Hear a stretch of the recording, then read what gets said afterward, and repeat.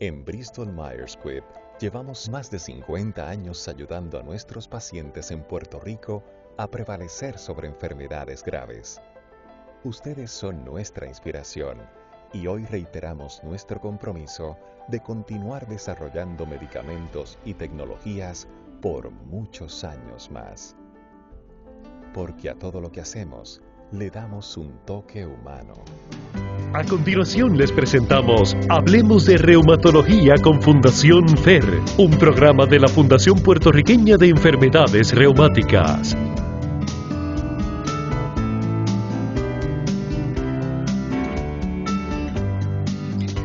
Buenos días y bienvenidos a su programa sabatino Hablemos de Reumatología con Fundación FER, un programa de la Fundación Puertorriqueña de Enfermedades Reumáticas, entidad sin fines de lucro cuya misión es aportar al bienestar general del paciente con condiciones reumáticas para que tengan una vida más saludable, activa y productiva. Mi nombre es Grisel Lugo y soy la directora ejecutiva de Fundación FER. En la mañana de hoy, como todos los sábados, damos las gracias a Bristol Myers Squibb por traernos este programa para ustedes, las personas que nos escuchan a través de las ondas de Radio Isla 1320 AM, radioisla.tv y Radio Isla Facebook Live. Bienvenida a la doctora Amarilis Pérez de Jesús, quien nos acompaña hoy. Buenos días, doctora, ¿cómo está? Buenos días, muy bien, gracias y contenta de estar aquí nuevamente con ustedes.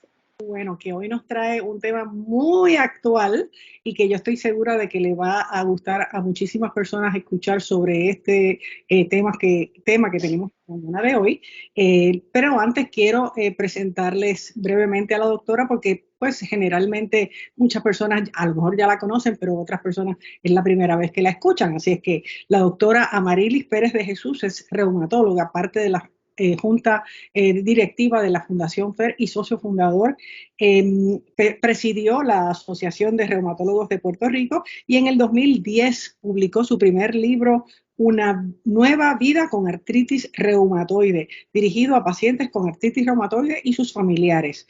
Dicho libro fue uno de los top 10 de Borders en 2010. Ha participado en diversos estudios de investigación clínica y mantiene su práctica privada en la ciudad de Caguas. Su teléfono es 787-286-8465, 787-286-8465, el Centro Reumatológico de Caguas.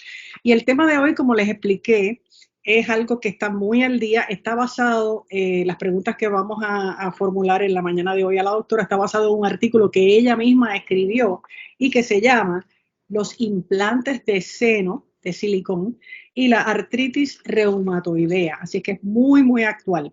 También en un artículo del New York Times de 2019 dice lo siguiente: miles de mujeres con implantes han informado que desarrollaron enfermedades debilitantes como fuertes dolores musculares, articulares, debilidad, dificultad cognitiva y cansancio.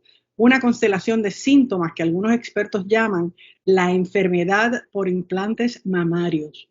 Algunas de esas dolencias son variaciones de la enfermedad del tejido conectivo, las cuales incluyen lupus, artritis reumatoidea y otras afecciones autoinmunes graves. Así es que comenzamos inmediatamente con las preguntas de hoy para la doctora Pérez de Jesús y brevemente quiero que ella me describa lo que es la artritis reumatoidea y qué se considera una enfermedad autoinmune.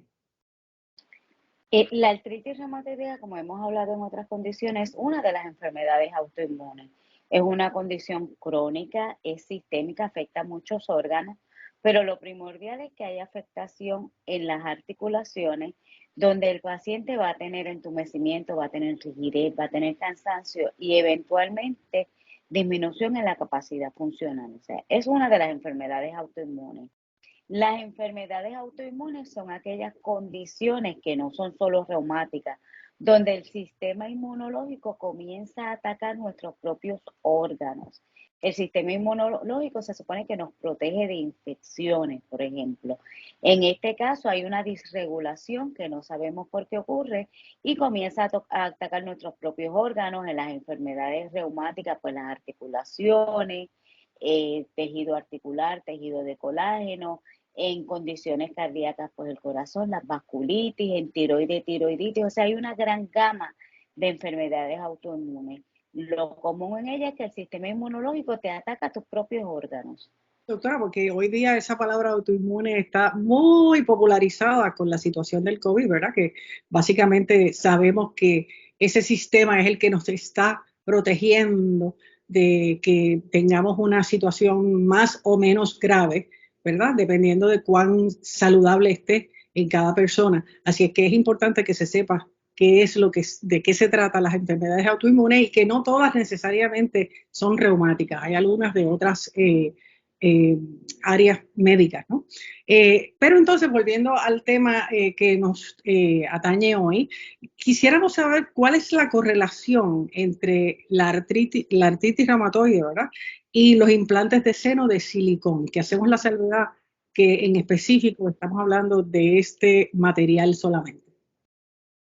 Pues mira, por años, desde la década de los 80, se hablaba de que los implantes de silicón podrían estar asociados a condiciones autoinmunes y en particular artritis reumatoidea. Se establece, algunos artículos dicen que no es cierto, hay otros artículos que sí avalan la idea de que en pacientes genéticamente predispuestos, hago paréntesis, la artritis reumatoidea va a ocurrir en una población de pacientes que tienen una predisposición genética, o sea que ya desde que nacen tienen ese gene que les predispone a desarrollar la posibilidad de desarrollar artritis reumatoidea. En algunos se manifiesta, en otros no. Ahora, ¿de qué depende que se manifieste ese gen? Pues pueden ser factores ambientales, pueden ser estresores, infecciones y una de las cosas que se establece o que se teoriza es que los implantes de silicón, el silicón sirve como ayudante, o sea que va a estimular a ese paciente que tiene una predisposición a desarrollar artritis reumatoidea, va a estimularlo a que lo desarrolle. Y así pues el paciente va a comenzar, inicialmente pueden tener síntomas como mencionaste al principio, dolores musculares, dolores articulares, resequedad del ojo, cansancio, una gama de síntomas, pero eventualmente aquel que está predispuesto genéticamente a desarrollar artritis reumatoidea, la desarrolla y desarrolla un cuadro completo con todas las manifestaciones crónicas e inflamatorias que acarrea el tener artritis reumatoidea.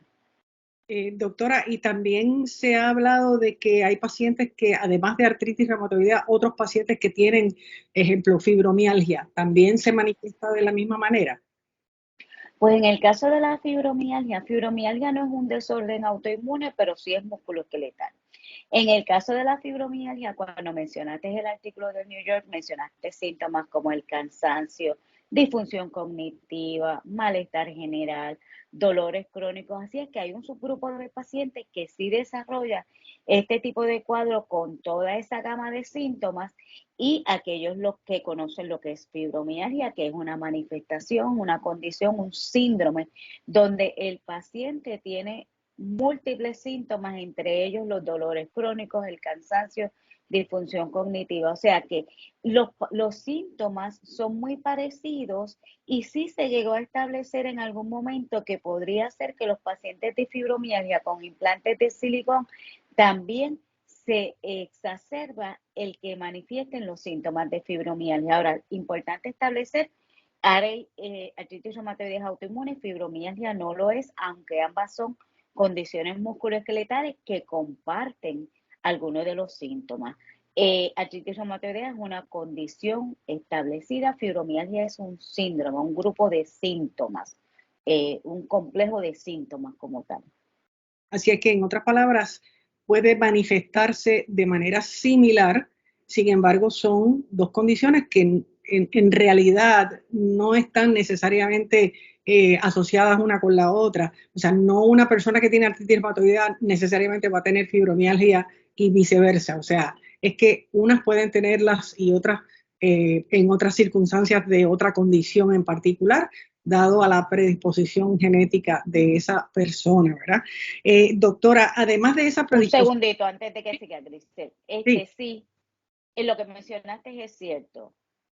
Unas personas pueden tener una, otras la otra. Son dos diagnósticos distintos, desafortunadamente. como tú sabes, pues por la exposición ya que has tenido a tanta información sobre condiciones reumáticas, en un solo paciente pueden coexistir ambas condiciones. Exactamente, exacto. Pero no necesariamente todas las personas que tienen una u otra van a tener las dos. Así es que Correcto. son cosas diferentes, ¿verdad? Doctora, y en este caso en particular, porque yo entiendo que este tema como digo yo, se ha abierto la caja de Pandora una vez que y la persona de la que, ¿verdad? Originalmente nuestra artista puertorriqueña Giselle Blondet decidió hacer un procedimiento para remover los implantes y que ella es un paciente de artritis reumatoidea. Esto se ha popularizado un poco y todo el mundo está como que, ¿verdad?, preguntándose, y por eso pues básicamente también queremos llevar a este programa hoy. La pregunta es la siguiente: ¿a qué se sabe a qué se debe en particular esta relación, esta correlación de los implantes de silicón y estas condiciones? Pues como te mencioné, en la artritis hay factores ambientales, hay factores genéticos, hay infecciones, etcétera. Y aquí esto vendría a ser uno de los factores. El silicón va a actuar como un ayudante. Lo que va a hacer es como que en aquel paciente que está predispuesto genéticamente, le sirve como un estímulo a desencadenar toda esa cascada de inflamación y se comienzan a liberar todas las sustancias inflamatorias. Este es el caso del paciente que ya tenía su predisposición, que se pone sus implantes de silicón. Óyeme, y tardan años. O sea, esta exposición no es de un día para otro. Tarda muchísimo tiempo en que entonces este silicón gradualmente va estimulando ese sistema inmunológico y va haciendo que se vayan liberando las sustancias inflamatorias hasta que se establece la condición como tal. En este caso en particular, pues ella desarrolló artritis reumatoidea, pero estoy segura que si se le hacen los estudios genéticos, ya tenía su predisposición genética. Así es que obviamente es una combinación de factores lo que lleva a cabo Definitivamente. que pasen estas situaciones, ¿verdad? ¿Cuáles podrían ser otras consecuencias o efectos secundarios y otras enfermedades que están relacionadas con estos implantes? Si es que hay Pues algo. mira, como mencionamos dentro de otras condiciones que se asocian a la presencia de implantes de silicón, fibromialgia es una de ellas y yo recuerdo cuando yo comencé mi práctica, una de las pacientes que yo vi tenía implantes de silicón y ella comenzó con muchos dolores musculares, con mucho malestar general. Así es que se asoció la presencia de los implantes a su cuadro. Así es que esa es una de las condiciones. Otras condiciones que los pacientes pueden desarrollar, mencioné el ojo seco, boca seca, sin necesariamente desarrollar un cuadro de Sjögren's o desarrollar anticuerpos de Sjögren's. Otros, pues, son los dolores musculares sin tener fibromialgia, dolores musculares crónicos. Y otra de las cosas que se asocia mucho es un cansancio crónico, donde la paciente realmente no siente que tiene energía para poder seguir hacia adelante. Eh, Esto desde el punto de vista musculoesqueletal. Y lo más común, pues, es ARE y lupus. El lupus sistémico eritematoso es otra de las condiciones que sí se puede manifestar en este tipo de pacientes, donde nuevamente el silicón es un ayudante que va a hacer que esa cascada inflamatoria se active y el paciente desarrolle las manifestaciones de la enfermedad. Así que este silicón, este material per se, va a actuar como un detonante para que se active esa genética de la persona que lo tiene, ¿verdad? ¿Esto siempre ocurre así o sea, hay algún estudio que diga que todas las pacientes que tienen implantes de silicón van a padecer de esto o todas las pacientes que tengan esa disposición genética van a padecer de esta condición dado a que tienen el implante de silicón o no necesariamente? Pues mira, los estudios son bien controversiales. Algunos de los estudios dicen que sí, otros dicen que no. Cuando se revisa la literatura, lo que sí se establece es que sí el paciente con predisposición genética, pero realmente no son todos los pacientes, aún con predisposición genética y con implantes de silicona, lo van a desarrollar. Así es que la respuesta a la pregunta es no, no todo, y de hecho la mayoría de las personas que tienen sus implantes de silicona siguen su vida normal sin ningún tipo de complicación. Así es que es cuestión de que estas personas tengan esa conciencia de que si presentan algún síntoma relacionado, parecido a lo que estamos hablando hoy, pues ya de ahí deberían de buscar una evaluación médica o consultarlo con su médico, internista, generalista, de que están, ¿verdad?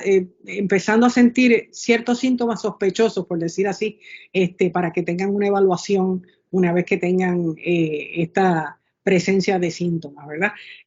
Para las personas que nos están en la mañana de hoy, estamos conversando con la doctora Amarilis Pérez de Jesús, reumatóloga y miembro de la Junta Directiva FER, con relación a los implantes de senos y la correlación de silicón y la correlación con la artritis reumatoide.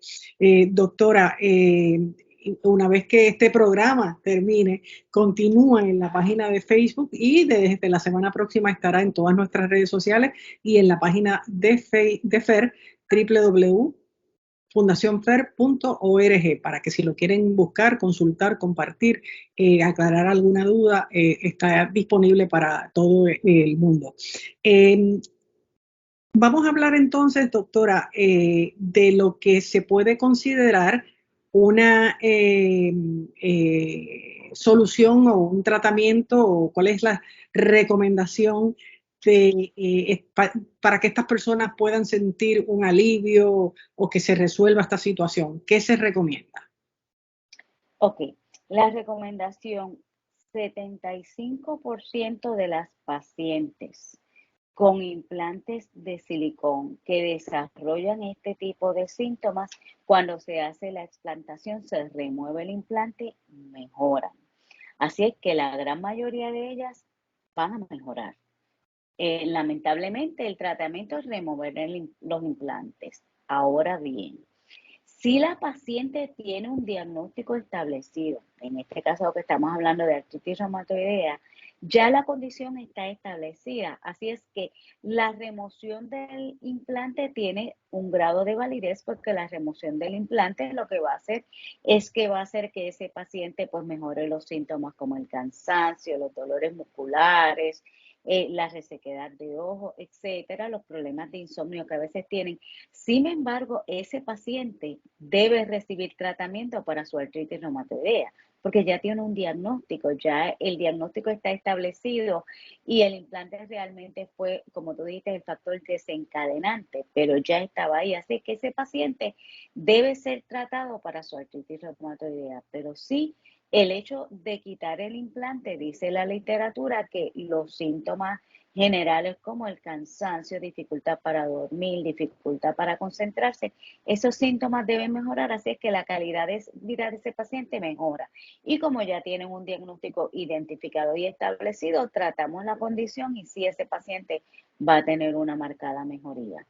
Generalmente, doctora, estas pacientes que tienen los implantes, hay una medida de personas que tienen implantes porque pues lo hacen por estética, porque quieren verse mejor, etcétera, una decisión personal. Otros pacientes tienen estos implantes porque han tenido una mastectomía o alguna operación, ¿verdad? En particular, estas pacientes también se pueden ver afectadas y se puede hacer este tipo de operación de explante con las pacientes también de estas condiciones. Sí, y pues es lamentable porque realmente, como tú dices, las razones son personales, cada cual tiene su razón individual para tomar esta decisión, ya sea por autoestima, muchas veces, oye, es por trabajo, porque tienen que tener una mejor imagen para pues, poder seguir trabajando en el área en que estén, por ejemplo, si están en el ambiente artístico. Pero aún aquellas pacientes que han tenido malignidades donde pues han tenido mastectomías radicales y se colocan implantes, podrían tener el desarrollo de este tipo de condiciones. Yo tengo una paciente particular que esta paciente tiene un diagnóstico de AR ya establecido. En este caso ella tiene su AR, ella desarrolla cáncer, hay que hacerle mastectomía radical bilateral, pero entonces en este caso es, ¿me pongo implantes o no? Porque su condición reumatológica puede empeorar. O sea que son casos que muchas veces cuando se habla de implantes pensamos que es algo banal, que es algo estético, que es algo de vanidad nada más, pero hay unos puntos que realmente tienen cierto grado de validez, oye, y hay que estar en la posición de ese paciente. O sea, esta paciente mía, una mujer joven, o sea, hasta el momento está sin los implantes, pero yo sé que es duro para ella. Obviamente, ¿verdad? Son decisiones personales que no estamos haciendo juicio sobre eso. Cada una tiene ¿verdad? Su razón y obviamente, pues, la cuestión es cómo si tú entiendes que esto en vez de mejorarte o de hacerte sentir bien, etcétera, te va a causar una situación que vas a estar peor, pues entonces ya deberías de tomar unas acciones, ¿verdad? Y entiendo que la operación se le llama explante y obviamente llevan a cabo algunos cirujanos especialmente que se dedican especialmente a esto. Así es que deben de buscar ayuda o preguntar a su médico qué pueden hacer al respecto para tener esa mejoría, por decir así. Además de esta, del explante, ¿existe alguna otra recomendación? O sea, antes de llegar ahí a hacer otra operación, ¿existe alguna otra recomendación, doctora? Bueno, yo entiendo, o como te mencioné ahorita, si el paciente ya tiene la artritis reumatoidea establecida, yo creo que el primer paso a considerar antes de entrar a un procedimiento invasivo nuevamente es tratar la condición.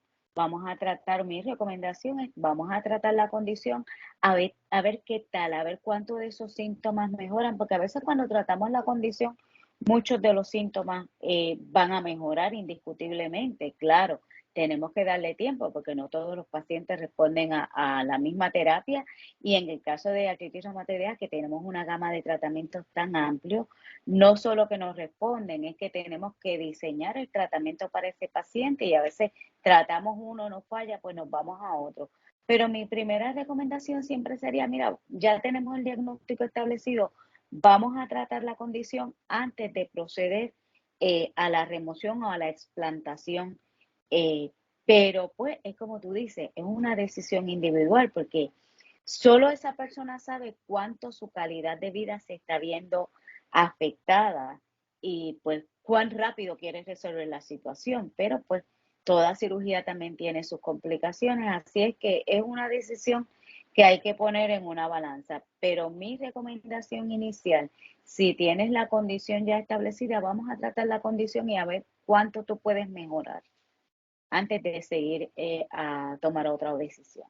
Eso es bien importante tener esa recomendación médica, ¿verdad? Evaluarse, eso es como para todo lo demás, tener toda esa información que le va a proveer su médico, en este caso el reumatólogo, el cirujano, quizá también la ginecóloga, el ginecólogo que pueda, ¿verdad?, determinar si es necesario tomar otras medidas eventualmente. Así es que básicamente es algo que nos trae esa preocupación, ¿verdad?, de la calidad de vida de cada cual. Doctora, y una pregunta que quizá algunas personas estén haciendo, porque estamos hablando de los implantes de silicón. ¿Qué otros implantes existen? Entiendo que hay implantes de salinas. ¿Existe la misma preocupación? ¿Se sabe algo al respecto o no necesariamente? Pues mira, yo estuve revisando la literatura y no se habla de los implantes de salina. Así es que no encontré información del daño de los implantes de salina. Y en un momento dado, muchas veces se removía el de silicón y se colocaba los de salina. Claro está, yo personalmente, esto no es ningún estudio científico ni nada. Pues pienso siempre son materiales foráneos a nuestro cuerpo. sea, siempre hay un grado de sustancia, quizás lo que tiene adentro pues es salina, pero el material que tiene alrededor, eso quedará por estudiarse y por ver, porque son cosas que son foráneas al cuerpo y en algún momento podrán afectarte o podrían quizás predisponerte a desarrollar alguna condición. Pero pues hablamos del silicón como agente adyuvante para el desarrollo de estas enfermedades. No hablamos de salina y por eso lo aclaramos y tú misma lo estableciste, o sea, implantes de silicón, que es lo que hablamos en este momento. Y obviamente lo que pasa también es, yo entiendo, en este momento de la información que existe, no necesariamente hay información sobre implantes, pero quién sabe si en el futuro aparezcan estudios o aparezcan otras, ¿verdad? Informaciones que básicamente sean diferentes a lo que existe hoy día. Y como muy bien dice la doctora, es algo ajeno al cuerpo humano que está ahí y que hay que estar pendiente, hay que cuidarse. No quiere decir necesariamente que nosotros estemos, por favor, promoviendo que nadie lo haga ni no por el estilo. O sea, no, esto es personal, esto es algo para lo cual cada cual debería de evaluar todas las posibilidades futuras y entonces pues ya tomar una decisión educada de qué hacer si voy a ponerme un implante o por el contrario si me voy a remover el implante actual. Así es que con eso en mente pues tenemos que cada información, cada paciente, como decimos siempre, es un universo. Así que tenemos toda información disponible. La mejor fuente, siempre les digo, es la fuente científica. Todo lo que busquen en internet necesariamente no es científico, pero yo creo que si usted está visitando a un médico, pues ese médico y mejor le puede decir, esto es lo que hay, ¿verdad, doctora? Básicamente Eso es así. es esa comunicación directa con el médico. Así es que le damos las gracias a la doctora por estar con nosotros hoy y hablar de este tema tan relevante y gracias a Bristol Myers Squibb por traernos el programa todos los sábados. Así es que muchísimas gracias y esperamos verlos aquí el próximo sábado a las 8:30 con Hablemos de Reumatología. Que tengan un excelente día. Lindos días.